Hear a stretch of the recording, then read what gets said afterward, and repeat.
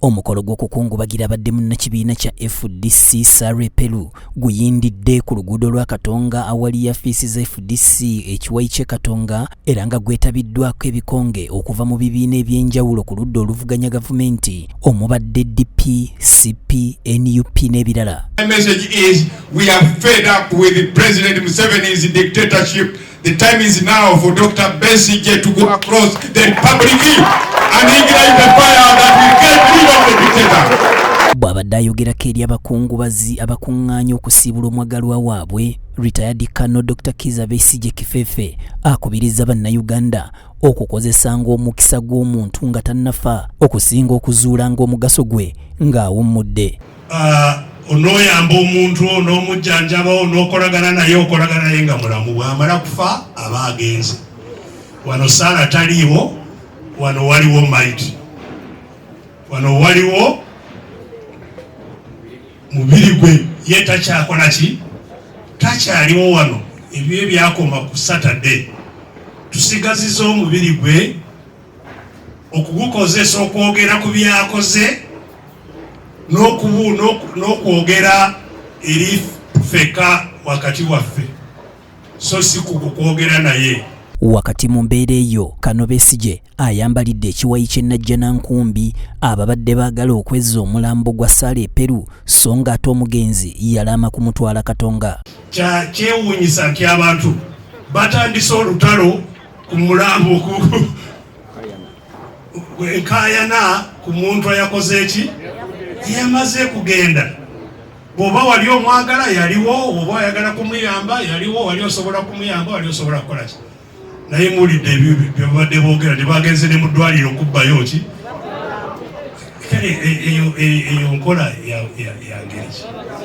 So neebazizza famire olw'okusigala nga nywevu ng'eyimiridde ku ekyo omugenzi kye yabasaba okukola ne bakituukiriza era mwongere mubakubire ne mu ngalo. Kino kiddiridde ow'oluganda lw'omugenzi Bene Peru okumuloopera ng'oludda lw'e Najjanankumbi bwe lwakoze olukujjukujju olw'okubba omulambo.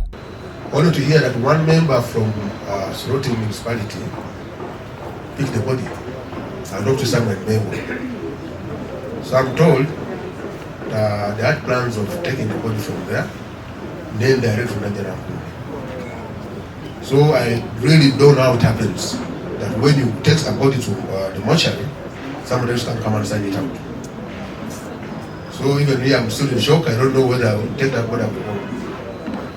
But that's what happened yesterday. I'm not going to mention names, but what they did was very bad. And then with the friends from Ndarama Fabi, from morning he's been calling, trying to stop F+4, bring this body here. But Ndarama Fabi is not a friend. And that's what I told him.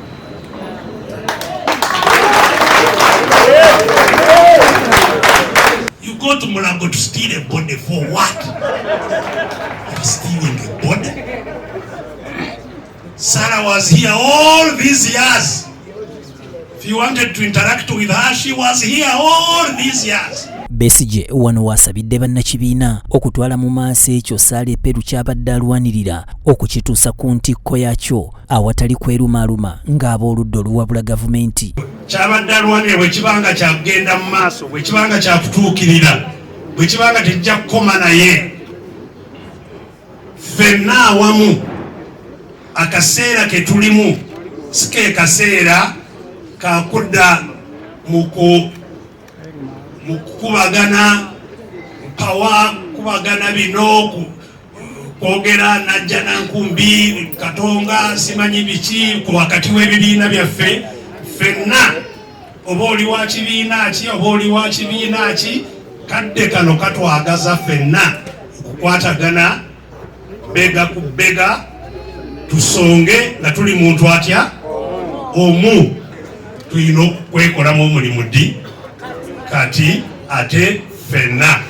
Luno olutalo si lwa FDC, si lwa NUP, si lwa DP, si lwaki, lwa bannayuganda bonna abali mu buddu. Omulodi w'ekibuga Kampala abadde omunafu olw'ekirwadde ekimubala embirizi bw'akutta omuzindaalo avumiridde obukulembeze bwa NRM obw'okwawulayawula mu bantu.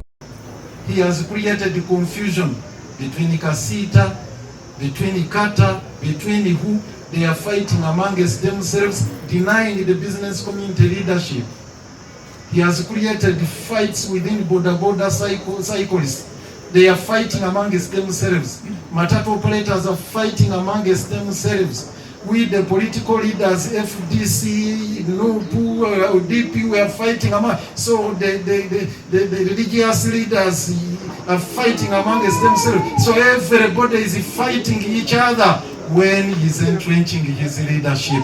That is the crisis we must deal with. Ye kamisona wa Parliament Mathias Mpuuga asabye ab'oludda olwabula gavumenti obutavanga ku mulamwa newankubadde nga bafunye obutakkaanya ng'abaana ab'endeemu eya Nakalama kubanga bonna ekigendererwa kyabwe bali ku kimu kya kununula ggwanga.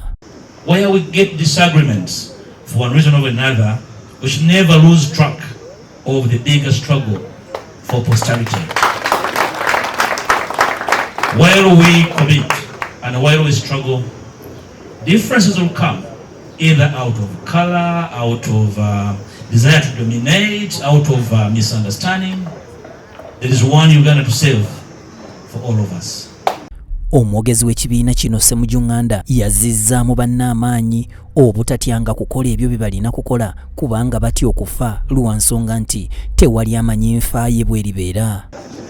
I'll also to ask each one of you here to pick courage. We were in tear gas, bullets. Sarah did not die any of those. She has died of something else. Sometimes we fear to do what we are supposed to do because of the fear to die. They are shooting, so I'm going to die. If it is not your day, you will not die. If it is your day, you will die. Ye Alisa Lasso ngono naye yali mpajiruwaga mu kibiina kino ekya FDC asabye bannakibiina okutwala ekyokulabirako kya Sale Peru eky'obutagulirirwa kuva ku mulamwa newankubadde nga yasuubizibwa ng'ensi n'eggulu wabula nga munnabyabufuzi olina okusigalamu ensa. We must have leaders who are values-based, men and women who are ready to walk all the way with integrity. Whether you have food or you do not have, stay the course, because the change that we want is not going to come cheap. Doctor said in church, people already paid for it with their lives. People are paying for it with their careers. And therefore, they take home as we reflect on Sarah's life. Sale Peru yafa ku lunaku lw'Essande ku ssaawa 2:30 mu ddwaliro lya Link Life Hospital e Namugongo kyali Wajjala. Sale Peru yazaalibwa mu disitulikiti ey'Engola era nga yaliko ssaabawandiisi wa FDC mu ggombolola y'e Kapil nga wano ekifo kino kyamufuula delegeeti okutuula ku lukiiko olw'oku ntikko olwa FDC. Ono okuva mu 2015 okutuusa mu 2022 yabadde ssentebe wa disitulikiti ya Angola owa FDC era nga ye mwogezi w'ekibiina ky'abakyala ba FDC ekya National Women's League. Omwoyo gw'omugenzi omukama agulamuze ekisa.